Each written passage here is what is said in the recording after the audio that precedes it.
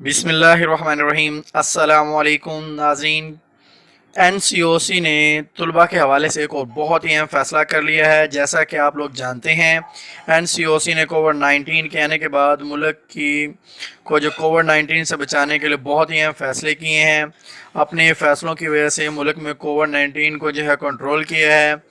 جیسا کہ آپ لوگ جانتے ہیں کہ کووڈ 19 جیسے ہی ملک میں آیا تو این سی او سی جو ہے اور اس نے بڑے ہی اہم فیصلے کیے۔ کچھ علاقوں میں لاک ڈاؤن بھی لگایا، اسکولوں میں چھٹیاں بھی کیں۔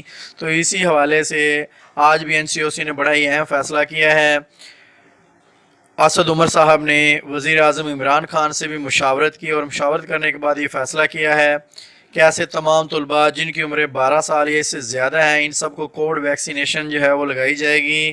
اسد عمر صاحب نے اپنے ٹویٹر اکاؤنٹ پر ٹویٹ کیا ہے جس میں کہا ہے کہ اسکولوں میں ویکسینیشن کے لیے ایک خصوصی ڈرائیو شروع کی جائے گی تاکہ طالب علموں کو وائرل بیماری کے خلاف ٹیکے لگائے جا سکیں۔ تو یہ تھی آج کی سب سے بڑی اہم خبر کہ این سی او سی نے فیصلہ کر لیا ہے کہ 12 سال یا 12 سال سے زائد عمر کے جتنے بھی بچے ہیں ان کو اسکول میں ہی کووڈ ویکسینیشن جو ہے وہ لگائی جائے گی۔